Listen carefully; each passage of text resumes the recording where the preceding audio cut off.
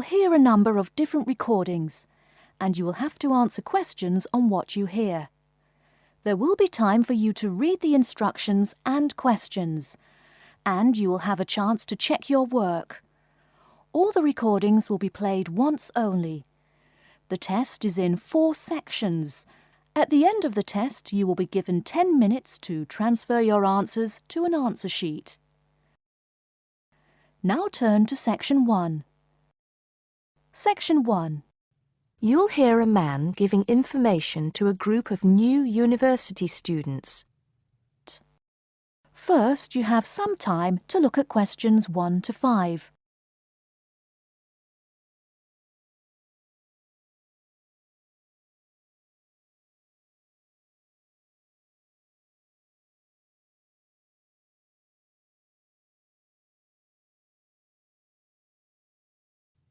Good morning, University of Radstock students, and thank you for coming out today. As some of you may already know, my name is Scott Barnes, and I am the director of the Student Services Office here at the university. I'm here today to give you some information about what Student Services has to offer you. To begin with, let me just say that I feel that our office will play an important role in the way that all of you will experience your time here at Radstock as students. Primarily, our center is geared towards providing answers to any questions you may have. Because all of our reception staff are currently enrolled as students at Radstock, we feel that we're in an excellent position to deal with any issues you may face during your time here at the university. As I said earlier, the Student Services Office is mainly a place where you can have your queries answered. However, the office is more than that. For example, if you come and visit us, you can pick up your student discount cards. Now, with these cards, which come at no additional cost to you, you can take advantage of reductions of up to 40% on all forms of public transport in the city.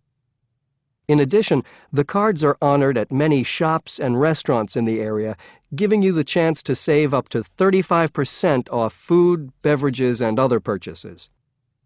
Our office is also the place you should visit if you would like to get involved in any of the 30 different clubs and societies available at Radstock. Come in any time between 10 and 3 on weekdays and sign up to become a member of the university choir or orchestra, the drama or debating club, the university trivia team. The list goes on and on. For new students, I cannot stress enough how vital it is to participate in the non-academic side of university life. Yes, we are here to work hard and do our best at our studies, but student life is also about having fun and meeting like-minded people. So, bearing that in mind, make sure that you get involved and enjoy yourselves. Before you hear the rest of the conversation, you have some time to look at questions 6 to 10.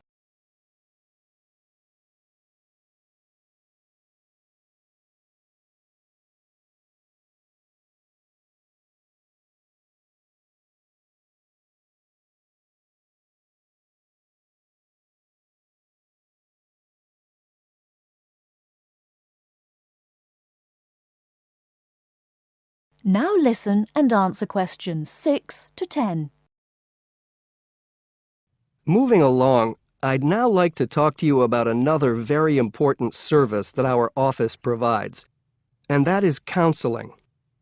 I'm sure that you are all well aware that there are times in life when things can go wrong and times can get tough.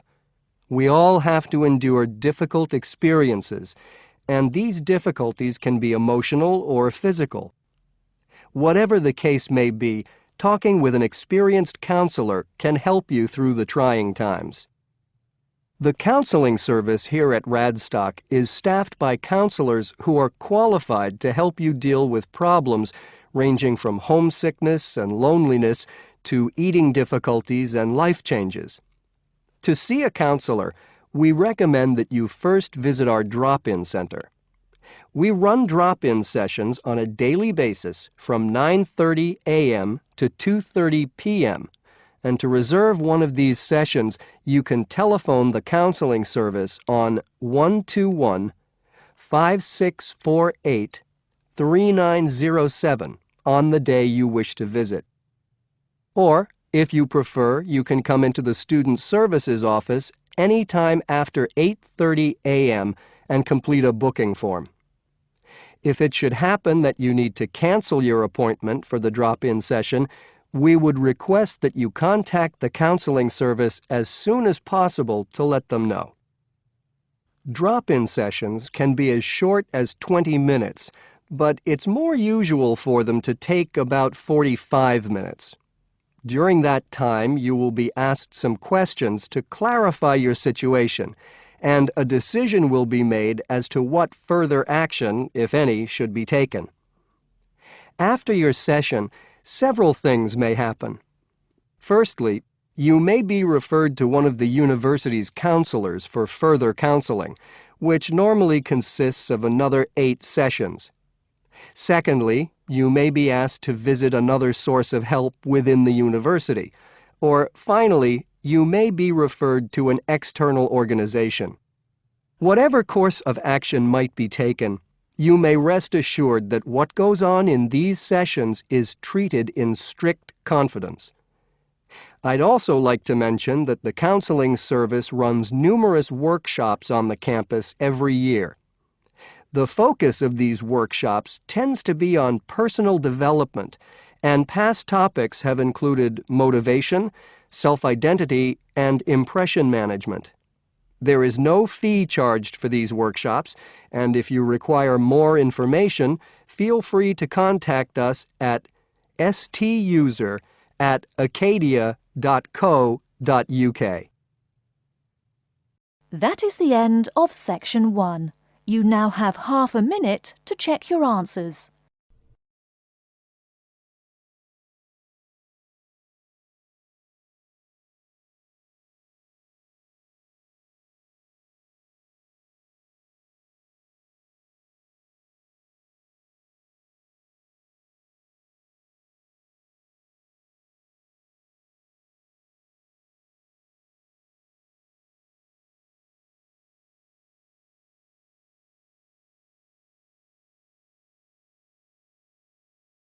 Section 2. You will hear a media studies tutor giving a lecture about news sources. First, you have some time to look at questions 11 to 15.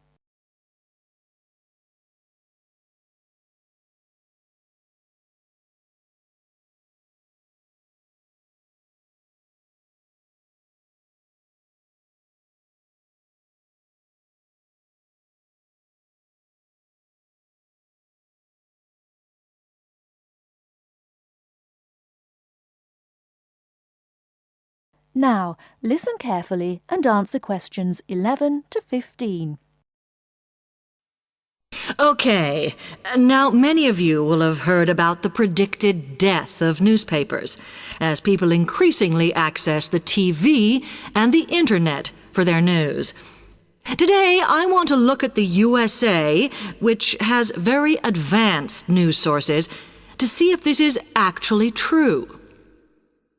In the USA, the main news sources without doubt are TV, the Internet, and the press. That is, traditional newspapers.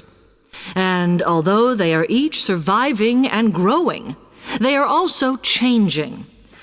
Obviously, TV news has been around for a while, and the early evening bulletins, when people get in from work, are very popular.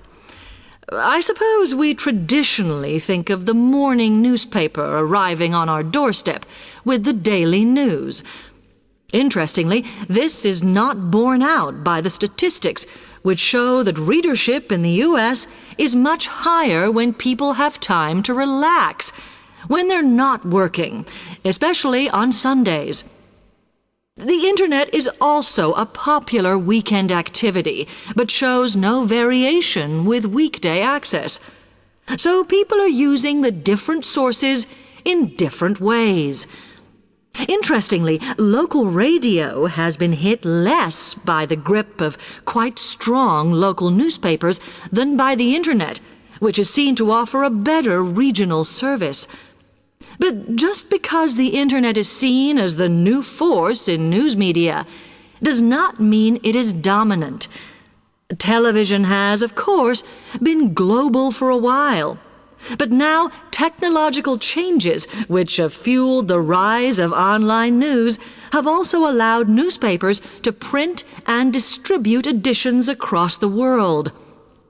In fact, Internet news, which is seen as the big competitor for traditional markets, does not offer that much variety. Often, the sources are the online versions of the newspapers, whereas television, in order to offer something different, has had to come up with a much more mixed bag of reporting, from hard news to light reports on celebrity events. Another issue is reliability. The Internet is virtually unregulated, so anything can be reported there, whether true or not. Journalists on newspapers have fought a long, hard battle to fight intervention and to retain the freedom of the press. Television, however, is seen as critical to political power and has become subject to harsh controls about what it can or cannot say. Before you hear the rest of the talk, you have some time to look at questions 16 to 20.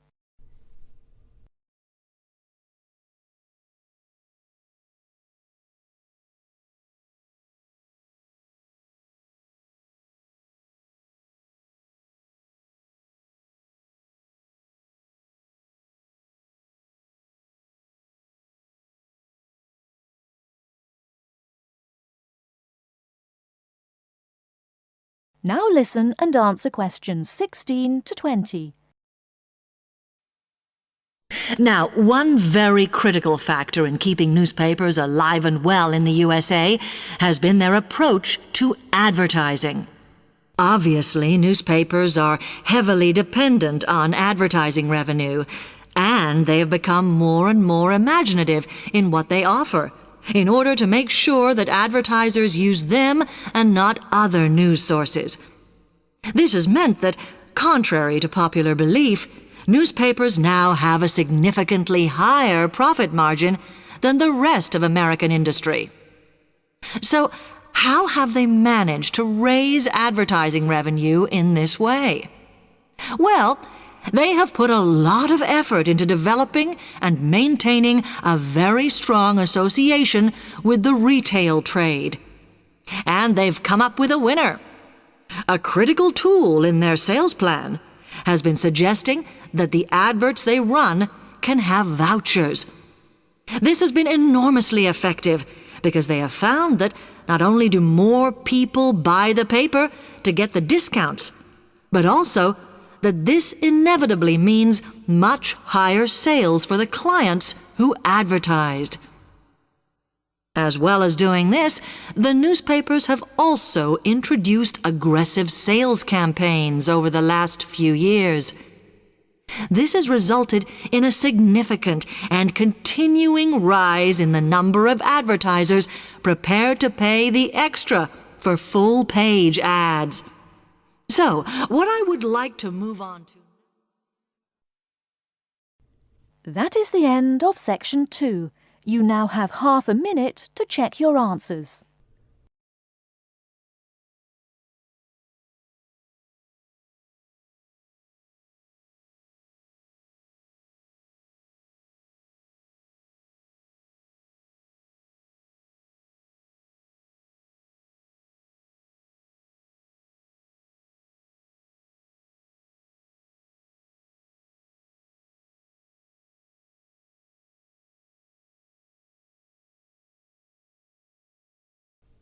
Section 3.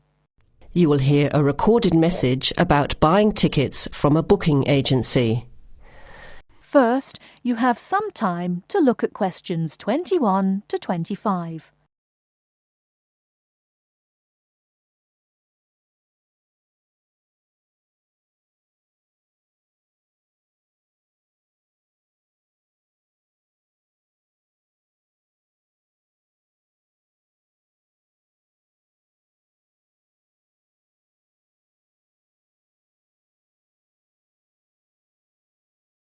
Now listen carefully and answer questions 21 to 25.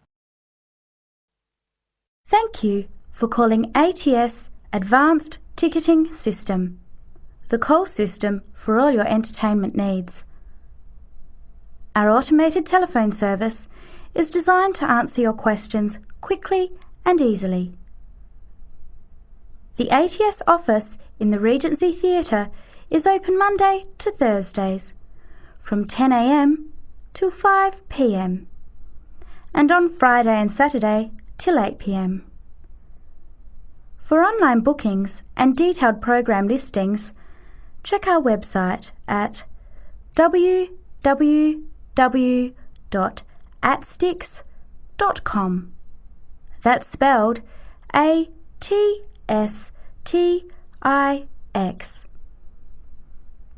Please listen to the choices available. You may press your choice as soon as you hear it to get more information. For sporting events, including the Western International Tennis Classic, press 1. For the Formula 1 Grand Prix, press 2. For classical music, including the upcoming Philharmonic Orchestra series, press 3. For theatre and dance, press 4. For other inquiries, please hold the line. Before the recorded message continues, Before you hear the rest of the talk, you have some time to look at questions 26 to 30.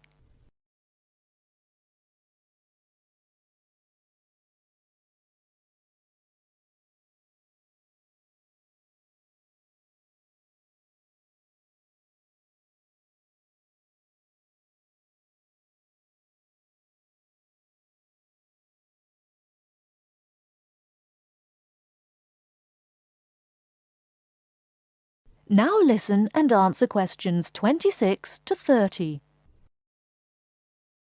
Ticket prices for the Formula 1 Grand Prix on the 10th until the 14th of March are as follows. General admission. Thursday, $27. Concession, $10. Friday, $37. Concession, $15. Saturday, $55. Concession, $35. Sunday, $70. Concession, $65. Concession rates apply to children under 14 and to students, seniors and pensioners on presentation of a valid card. Grandstand seating. 4-day tickets covering the 6 main grandstands cost $299. However, pit straight tickets are $350 and seats at the chicane cost $450 each. Children under 3 are admitted free to the general admissions area and children under 14 are eligible for concession prices. Gates open at 8 a.m. Thursday and Friday and 7:30 Saturday and Sunday. Events begin at 9 o'clock. Alcohol, ice boxes, cans, bottles and animals are not allowed on site. There are no refunds or exchanges. On each ticket, a $2.50 booking fee applies. To make a booking, you must have a valid credit card. To listen again, press 1. To make a booking or to talk to a ticket agent, press 2. Your call is in our queue. You can expect to wait about 3 minutes. That is the end of section 3. You now have half a minute to check your answers.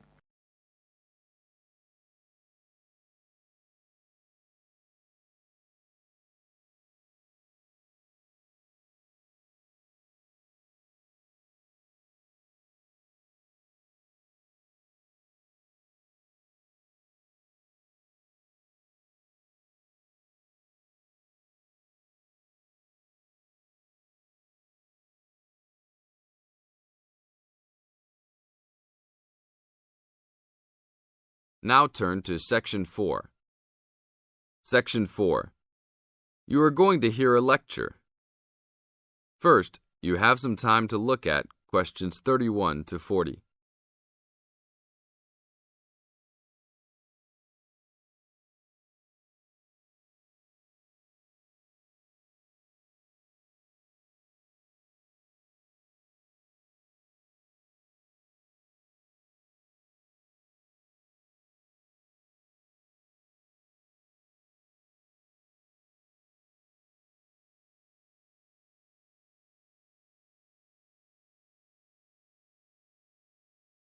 Now listen to the tape and answer questions 31 to 40. I'd like to introduce Rebecca Bramwell, an artist and illustrator who has come along today to talk to you all about getting your first job or commission as an artist. Over to you, Rebecca. Thank you for inviting me. I remember when I graduated back in 1983, I was very excited about getting my first commission. My degree was in fine art, and I'd worked long and hard to get it. I was an enthusiastic student, and I never found it difficult to find the incentive to paint. I think as a student, you're pushed along by fellow students and tutors, and the driving force is there. However, when you leave college, you find yourself saying things like, "I'll have one more cup of coffee, and then I'll sit down to work." I hate to admit it, but I say it myself. Suddenly, it isn't finding the inspiration or getting the right paper that's a problem. It's you. In my view, there are a number of reasons why this happens. It's a real challenge making a decent living as a new artist. You have to find a market for your work. Often you work freelance and need to take samples or portfolios of your work from place to place. These experiences are common to a lot of professional people. But artists also have to bare their souls to the world in a way.